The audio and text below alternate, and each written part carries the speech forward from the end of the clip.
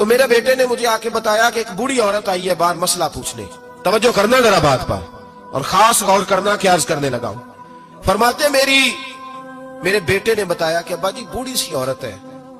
وہ کہتی ہے میں نے امام صاحب سے سوال پوچھنا ہے. فرماتے پردے کے پیچھے بٹھایا, میں بھی بیٹھ گیا تو بی بی آئی اور جچے تلے لفظوں میں فٹافٹ اس نے بات شروع کر دی. عورت کو حکم ہے غیر محرم سے بات کرے تو میٹھے انداز میں نہ کرے, میٹھے انداز. مرد کے لیے بھی حکم ہے بیویوں سے گفتگو کرے تو اس طرح کے جملوں میں نہ کرے جس سے توجہ پیدا ہو, موٹی سی دو حرفی بات کرے.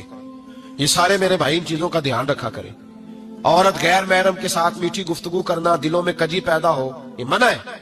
امام صاحب فرماتے بوڑھی تھی پر اس نے بات چھیڑی پردے کے پیچھے بیٹھ کے تو بڑے جچے تلے 2-3 جملوں میں کہنے لگی امام صاحب مسئلہ پوچھنا ہے. فرمایا پوچھو. کہتے میں بڑا تیار تھا اور میں اللہ نے بڑا علم سے انہیں نوازا تھا. کہتے میں پریشان کبھی نہیں ہوا تھا, لیکن یہ بی بی پریشان کر گئی. یہ متقی لوگ تھے. فرماتے ہیں میں نے کہا بی بی پوچھو.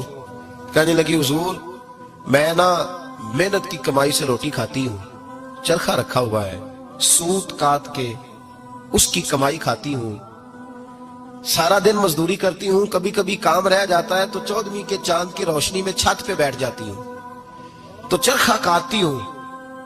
بادشاہ کا لشکر میرے قریب سے کبھی کبھی گزرتا ہے, ان کے پاس بڑی بڑی لالٹینیں, بڑے بڑے ان کے پاس روشنی کے بندوبست ہوتے ہیں.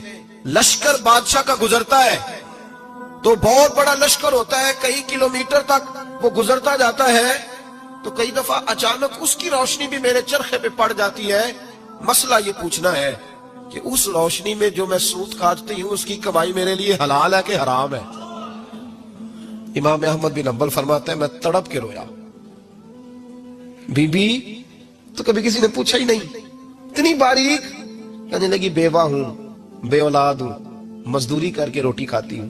پوچھنا یہ تھا او بھائیو, یہ بھی تو یہی وقت گزار کے گئے ہیں نا, یہ بھی وہی قرآن پڑھتے تھے جو ہم پڑھتے, یہ بھی اسی رسول کا کلمہ پڑھتے تھے جن کا ہم پڑھتے, یہ بھی اسی دین کے ماننے والے تھے جس کے یہ لوگ ماننے والے. ہم کدھر نکل گئے؟ پرواہ ہی نہیں, حلال اور حرام کی تمیز ہی نہیں. لیکن اولیاء اللہ کی صفت. حضرت امام احمد بن حنبل فرماتے میں چکرا گیا اور میں نے اس سے پوچھا پہلے تو اپنا تعارف کرا, تو ہے کون, تو کون ہے؟ اس نے کہا حضور تعارف چھوڑے, جو مسئلہ پوچھنے آئے اسے اپنا ڈیٹا بھی دینا پڑتا ہے, ہمیں بتا دیا تو چھوڑے. فرمایا نہیں پہلے بتا تو کون ہے. تو وہ کہنے لگی میں حضرت بشر حافی کی ہمشیرہ ہوں. وہ جو بغداد میں بابا ننگے پیر پھرتا ہے تو کوئی جانور گوبر بھی نہیں نہ کرتا گلیوں میں, وہ نیک بابا, میں اس کی بہن ہوں.